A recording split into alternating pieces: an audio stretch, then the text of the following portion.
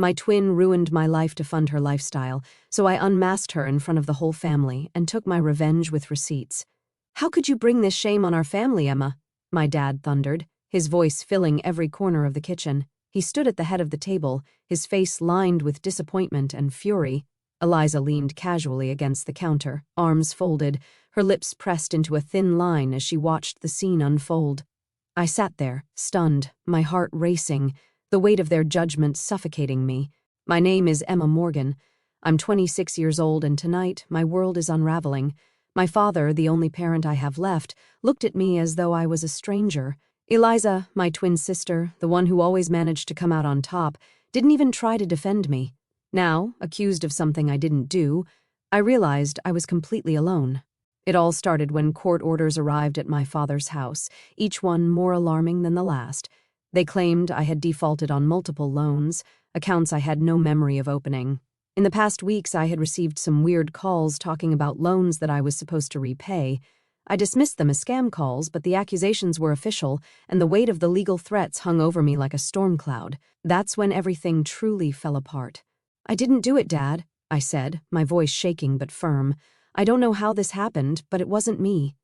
Eliza shifted, her eyes glinting as she finally spoke. "Come on, Emma, are you seriously denying it? Everyone knows your name is on the documents," she said, her voice laced with pity. "Why don't you just tell the truth and stop dragging this out?" My dad's expression hardened as he looked at me. "So what are you saying? This is all a coincidence? The loans, the complaints, the accusations from people in those places? Why would they target you for no reason?" I swallowed hard, trying to keep my voice steady. "Because someone framed me, Dad. Someone used my name. I don't know how, but I swear to you I didn't do any of this." My eyes darted to Eliza, who raised her hands in mock surrender. "Framed? Really?" Eliza said, her tone dripping with disbelief. "Who would go through all that trouble, Emma? And why you, of all people? This sounds more like an excuse than anything else." Dad shook his head, pacing the room. "Emma, I've always tried to be patient with you, but this is too much. You're not a child anymore. You need to take responsibility for your actions. Until you can, you're not welcome here." The words hit me like a slap, and I felt the ground beneath me shift. "Dad, you're kicking me out?" I whispered. I stood there, frozen, as my father's words sank in. Eliza sighed dramatically and shook her head. "I hate to see this happen, but maybe some time away will help you reflect, Emma," she said, her voice honeyed with false concern. I looked at her, my throat tightening with anger and disbelief. "You're loving this, aren't you?" I said, my voice low. "You've been the perfect one your whole life, and now you're watching me take the blame for something I didn't do." "Eliza isn't the problem here, Emma," Dad snapped. "You are. Don't make this harder than it has to be. Pack your things and leave tonight." The finality in his tone left no room for argument. My chest ached as I turned away, blinking back tears, knowing that no matter what I said, no one would believe me. I packed my bags in silence, each item a painful reminder of the life I was leaving behind. The walls of my childhood room felt foreign now, as if they belonged to someone else, a version of me that no longer existed. Eliza leaned casually against the doorway, watching me with an unreadable expression. "I wish it didn't have to be this way," she said softly, her tone laced with sympathy that didn't quite feel real. I kept my back to her, shoving clothes into my duffel bag. "Yeah, me too," I muttered, my voice heavy with defeat. "It's just, everything looks so bad right now, Emma." "Maybe some time away will help you figure out how this happened," she added. I froze for a moment, gripping the edge of the dresser. "I didn't do this," I said quietly. "I don't know how or why it's happening, but I didn't do it." Eliza sighed, stepping back into the hall. "I hope you figure it out, for your sake. Really, I do." Her words echoed in my mind as I zipped up my bag and walked out of the room, unable to shake the feeling that something wasn't adding up. But for now, all I could do was leave. The night air was cold and sharp as I stepped outside, my duffel slung over one shoulder. The house behind me, once a place of warmth and memories, now loomed like a shadow filled with accusations and betrayal. I paused at the edge of the driveway, glancing back at the window where the light still glowed faintly. Dad hadn't even come out to see me leave. He'd made his decision and didn't care to look back. Eliza's voice echoed in my head. "I hope you figure it out, for your sake." Her words felt hollow, yet they clung to me like a thorn. How had things gotten so twisted? Why was everything pointing to me when I hadn't done anything wrong? As I walked down the street, clutching the strap of my bag, I told myself one thing. I might not have answers now, but I wouldn't stop until I found them. Something didn't add up, and I was going to figure it out, even if no one believed me. The bus station was nearly empty when I arrived, the flickering fluorescent lights casting long shadows across the tiled floor.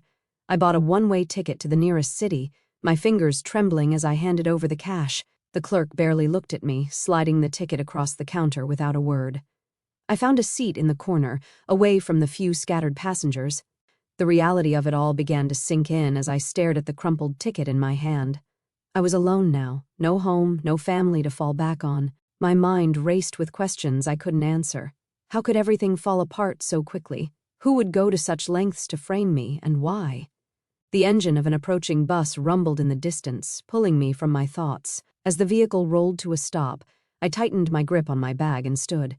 This wasn't the life I'd envisioned, but it was the one I had to face now, one step at a time. The first few days after leaving home were a blur of cheap motel rooms, instant noodles, and restless nights. I was barely holding it together, my mind spinning with everything I'd lost. But staying in bed and wallowing wasn't going to solve anything. I needed to survive, and that meant finding a job, any job. I landed a position at a small clothing store downtown. It wasn't glamorous, but it was something to keep me busy and bring in a paycheck. My coworker, Mia, was a few years older than me, with bright red hair and a no-nonsense attitude. She didn't pry, but she had a way of getting me to talk without realizing it. One slow afternoon, as we folded shirts near the register, I found myself opening up about what had happened. It's been a nightmare, I admitted, stacking a pile of sweaters. I don't even know how my name got dragged into it. I've never done anything like that in my life. Mia paused, leaning against the counter. That's rough, she said, frowning. You said it was loans and fraud, right? Did you ever think, I don't know, maybe someone pretending to be you could have done it? I stopped mid-fold, her words hitting me like a jolt. Pretending to be me? I repeated, the idea foreign but oddly plausible. I mean, I guess it's possible, but who would go to that kind of trouble? She shrugged, tilting her head. I don't know. Is there anyone who looks enough like you to pull it off? Her question hung in the air, heavy with implication. For a moment, I couldn't answer. My mind flickered to the one person who fit that description perfectly, Eliza. But no, why would she do something like that? Still, the seed of doubt had been planted, and I couldn't shake it. I hesitated, my hands frozen mid-fold. There's my twin sister, I said slowly, the words tasting strange as they left my mouth. We're identical, Eliza. But she would never do something like that. Everyone loves her. Mia raised an eyebrow, leaning her elbows on the counter. A twin? Identical? Emma, come on. If someone's pulling this off, they'd need to look exactly like you, and you're telling me your twin is completely innocent? I shook my head, the idea twisting my stomach. She's always been the perfect one. My dad trusts her completely. Everyone does. There's no way she'd risk all that for something like this. Besides, why would she frame me? Mia gave a short laugh, the kind that wasn't meant to be funny. I don't know. Jealousy? Spite? You'd be surprised what people are capable of when they think they won't get caught. I mean, who better to impersonate you than someone who looks just like you? Her words made me uneasy, but they also planted a nagging doubt in my mind. I didn't want to believe it, couldn't believe it, but the pieces started clicking together in a way I couldn't ignore. What if the person I trusted the most had been behind everything all along? That night, I lay awake in my tiny apartment, staring at the cracks on the ceiling. Mia's words echoed in my mind, refusing to let me rest.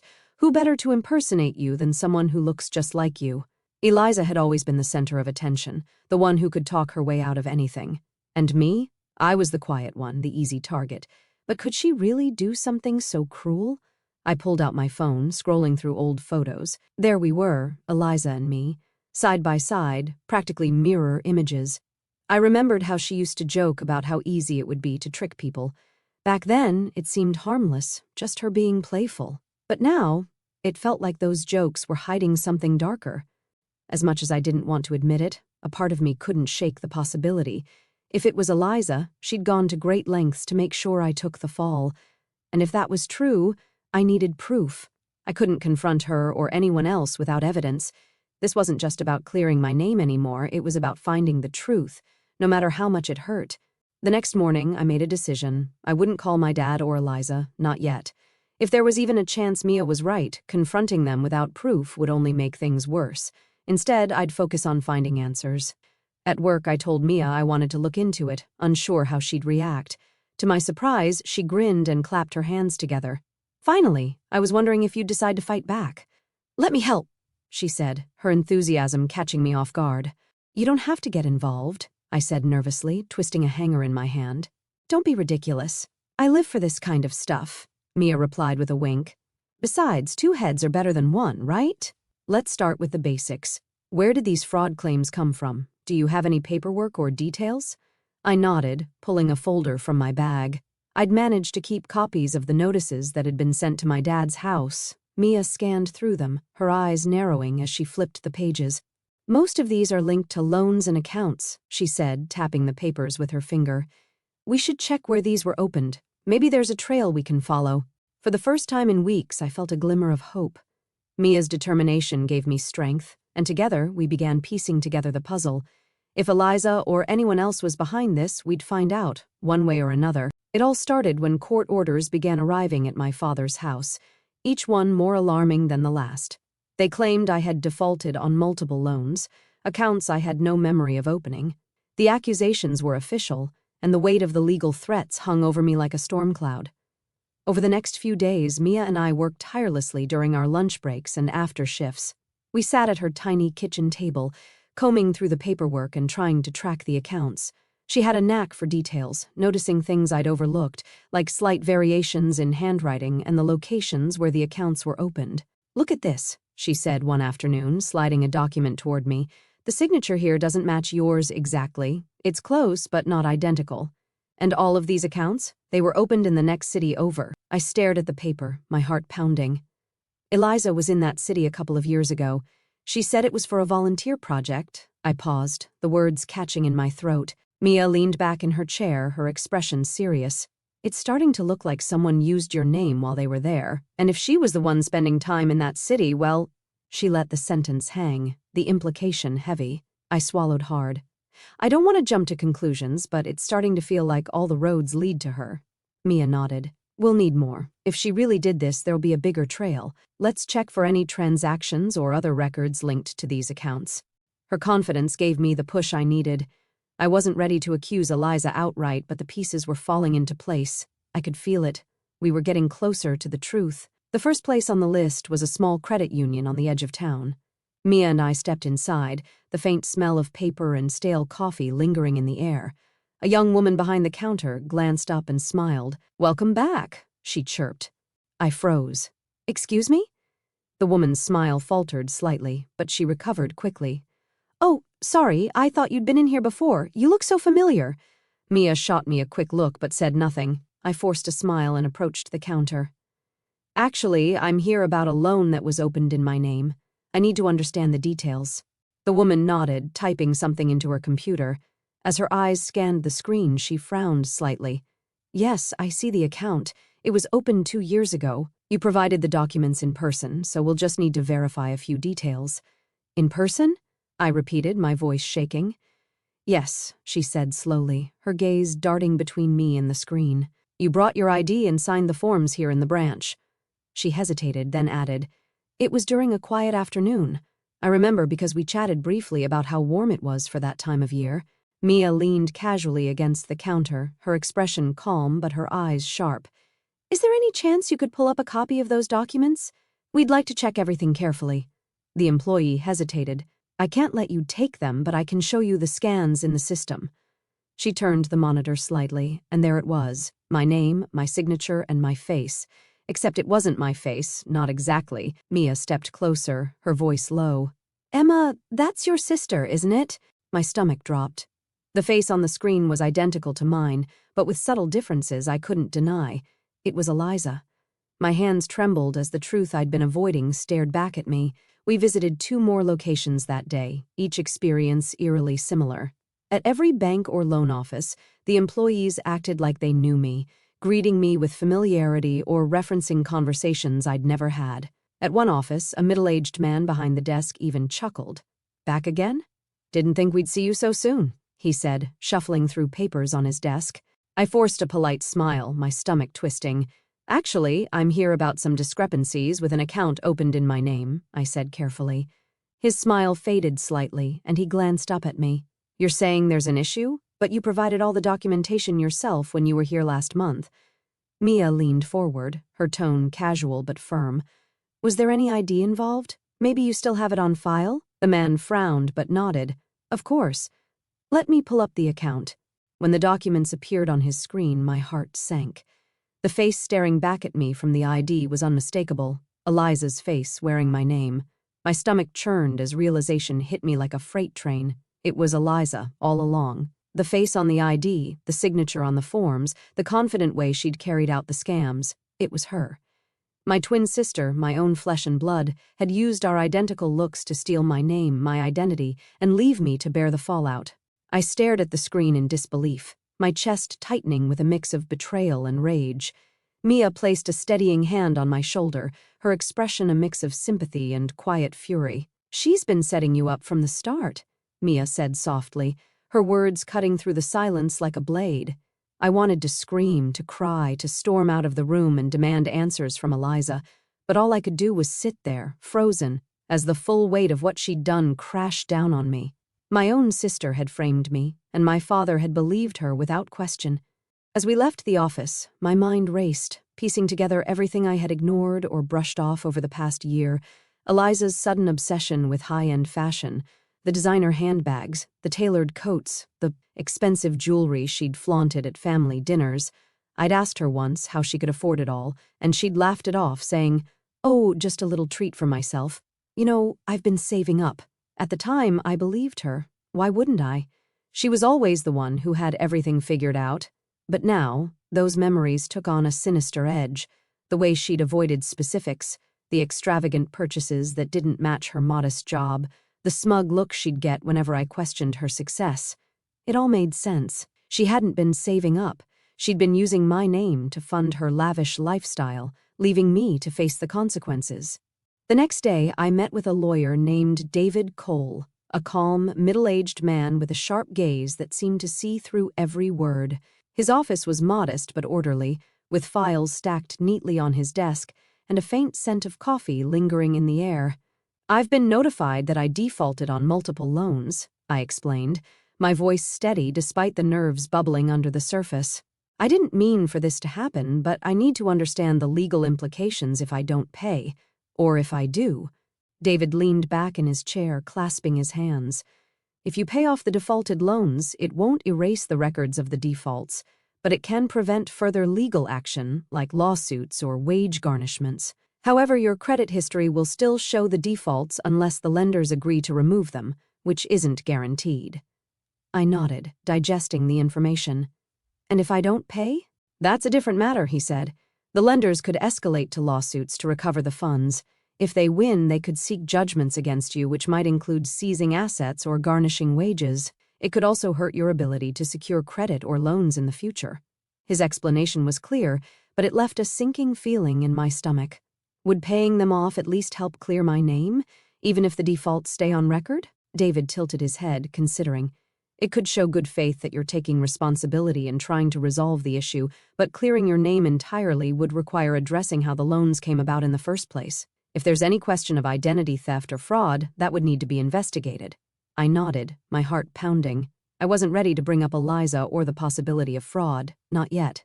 For now, I just needed to focus on what could be done and how much worse things could get if I didn't act. I hesitated for a moment before speaking. What if, hypothetically, someone had stolen my identity and used it to open those loans? Would that change anything?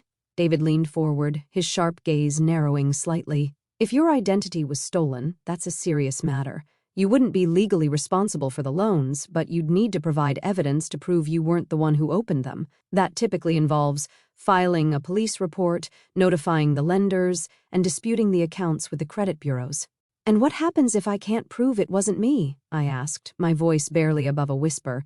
"Then it becomes much more complicated," he replied. "The burden of proof is on you to show you didn't open the accounts. Without that, lenders will continue to treat you as the responsible party. But if you can gather any evidence, like being in a different location at the time or showing discrepancies in the application documents, it can make a big difference. I nodded, his words sinking in like weights on my shoulders. So, paying them off wouldn't clear my name if they think I'm the one who opened the loans. Not entirely, David said. It would stop the legal actions against you for defaulting, but the history of the loans and the assumption that you opened them would remain unless you prove otherwise. If there's even a chance someone else is behind this, you need to investigate it now. The longer you wait, the harder it'll be to gather evidence. I nodded again, my mind racing. His advice made sense, but it also meant I couldn't avoid the truth forever. David's expression softened slightly as he leaned forward, his voice steady. If you can prove that your identity was stolen and you weren't the one who opened those loans, you won't be held liable for the debts. The lenders will have to close the fraudulent accounts and stop pursuing you. Your credit report can also be corrected to remove the negative marks associated with those accounts. Relief flickered for a moment before another question crept in. And what happens to the person who stole my identity? That depends, David said, his tone firm. If you provide evidence of identity theft, it becomes a criminal matter. Law enforcement could get involved, and the person responsible could face charges for fraud, forgery, or other related crimes. Penalties could include fines, restitution to the lenders, or even prison time, depending on the severity of the case. I swallowed hard. So, if I come forward with proof, I'll be cleared. But the person behind this, they could face serious consequences? Yes, he said, meeting my eyes. But clearing your name is your priority. If someone close to you is responsible, I know it might feel complicated, but remember, this isn't just about money. It's about justice and protecting yourself from further harm. I nodded slowly, his words settling heavily in my chest. If it came to that, I'd have to make a choice. Protect the person who betrayed me or finally fight for my own truth. The decision weighed heavily on me, but I knew I couldn't keep running from the truth. Eliza had to face the consequences of what she'd done, not just for me, but for the family she had deceived so easily. I couldn't let her actions ruin my life, but at the same time, the thought of sending her to jail made my stomach churn. That's when the plan formed in my mind. I would confront her, but on my terms. My family used to have a big gathering every year at the family reunion, with everyone present. I'd lay out the proof of what she did. I wanted her to feel the weight of her betrayal, to see the disappointment in our father's eyes, and to be held accountable for what she'd done to me. But I wouldn't turn her into the authorities, not if she agreed to make it right. Eliza would have to settle the loans she'd taken out in my name. She would fix this mess and take responsibility quietly, without dragging me through further humiliation or legal battles. It was a compromise, one that spared her the worst consequences while giving me the justice I deserved. The family reunion was only a week away. That gave me just enough time to gather everything I needed, every document, every piece of evidence, every fact that would leave no room for her to deny what she'd done. This time, Eliza wouldn't talk her way out of it. She would face the truth, and so would everyone else. The days leading up to the reunion felt like a blur. Every spare moment was spent combing through the evidence I had gathered. Photos of the forged documents, bank statements, and even the recordings of the bank employees who had unwittingly confirmed Eliza's actions. Each piece fit together like a puzzle, building an undeniable case against her. Mia was by my side through it all, her relentless energy keeping me focused when the weight of it all threatened to crush me.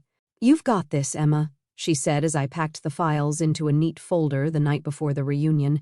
"Just stick to the plan. Don't let her twist this around."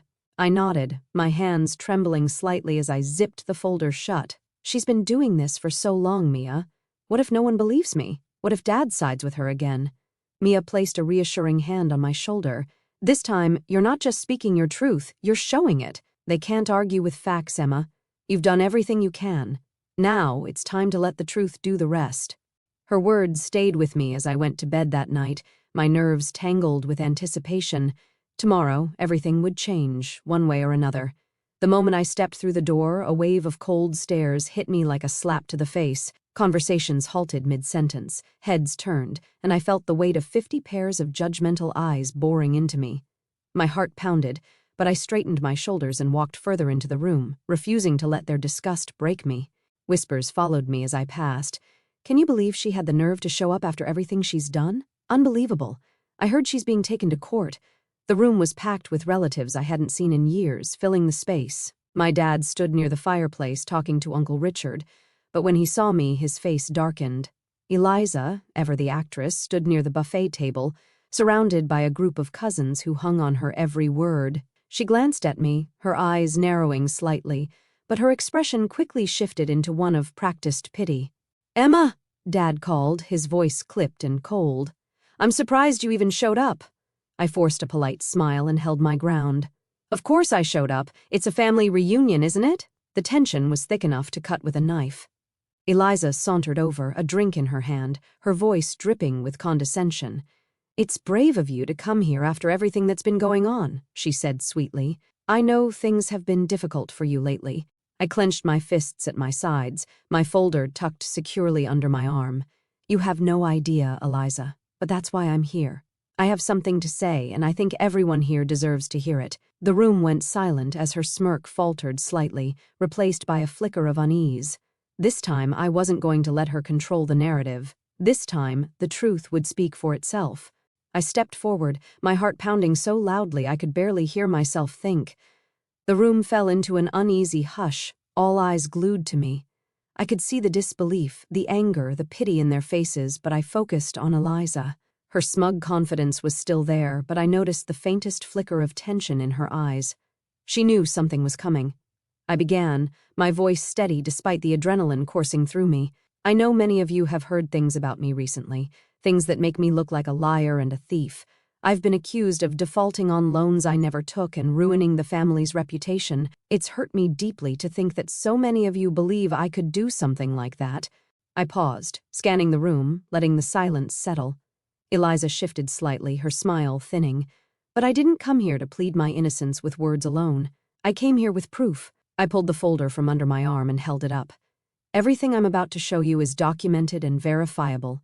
Bank statements, witness testimonies, even recordings from the places where these loans were supposedly taken out." Murmurs rippled through the crowd, and I opened the folder, holding up the first document, a scan of the loan application with Eliza's forged signature and photo. "This is the application for one of the loans. The signature isn't mine. The photo ID, though it uses my name, isn't me, it's her." I pointed directly at Eliza. Gasps echoed through the room, and her confident facade cracked for just a moment before she quickly recovered. "That's ridiculous," she said, her voice rising as she laughed nervously. "Why would I ever do something like that, Emma? This is desperate, even for you." But I didn't stop. I laid out every piece of evidence. The mismatched handwriting, the dates she'd been in the cities where the loans were taken out, the employees' descriptions of her. Piece by piece, the puzzle came together, and the crowd turned their eyes to Eliza, their expressions shifting from pity for me to suspicion toward her. By the time I finished, the room was buzzing with tension. I looked directly at my father, his face pale, his eyes darting between me and Eliza.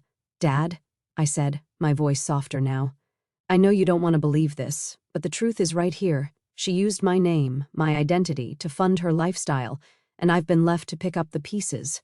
Eliza stepped forward, her voice shrill. "This is insane. She's lying, trying to turn everyone against me because she's jealous. You all know she's always been jealous of me." But the weight of the evidence spoke louder than her words, and for the first time, I saw doubt flicker in the eyes of those who had always believed her. The room was filled with stunned silence as I finished speaking, my evidence laid bare for all to see. Faces that once held disgust and judgment now showed shock and disbelief, their gazes shifting from me to Eliza with growing unease. Whispers spread like wildfire, and I could see the shift, slow at first but undeniable. They believed me. For the first time, the weight of their judgment lifted, replaced by the crushing realization of what Eliza had done.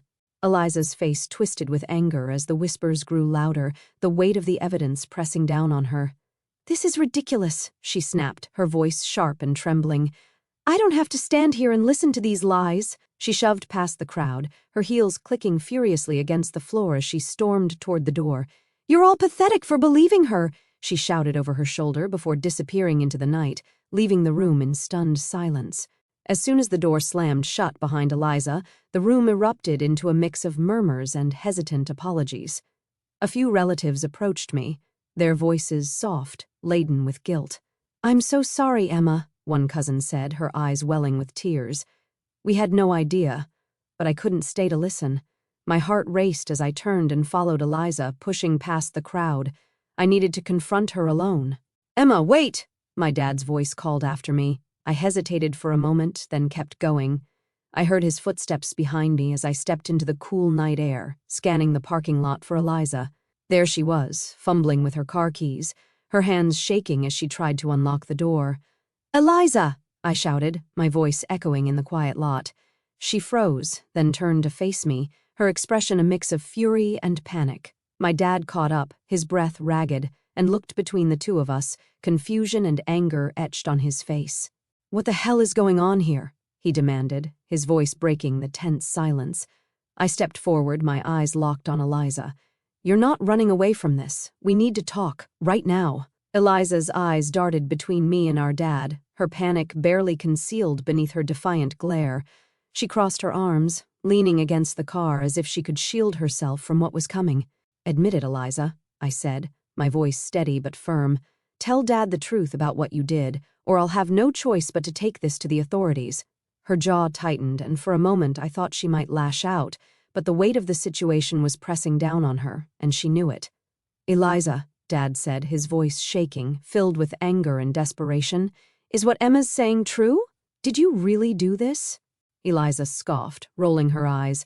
"Fine," she snapped, throwing up her hands. "Yes, I did it, okay? I used her name for the loans. I didn't think it would get this far. I figured it would all blow over and no one would even notice." Dad staggered back a step, his face pale. "How could you? To your own sister? To this family?" "I didn't think she'd be such a martyr about it," Eliza shot back, her voice cracking. "I needed the money, and she's always been flying under the radar. I thought she'd just take the heat and move on." I shook my head, my heart pounding. "You didn't just hurt me, Eliza. You destroyed my life, and I was ready to let you get away with it if you just owned up to it and fixed it. But if you don't settle those loans and clear my name, I'll make sure everyone knows what you've done, including the police." Eliza froze, the weight of my ultimatum hanging heavy in the air. For once, she had no comeback, no way to charm her way out of the mess she'd created. Eliza's defiance crumbled, her shoulders sagging as tears welled in her eyes. She looked down at the ground, unable to meet either of our gazes. "I'm sorry," she whispered, her voice barely audible. "I never meant for it to get this bad. I didn't think it through." Dad stared at her, his expression a mix of disappointment and disbelief. "You didn't think, Eliza? Do you realize what you've done to your sister, to this family?"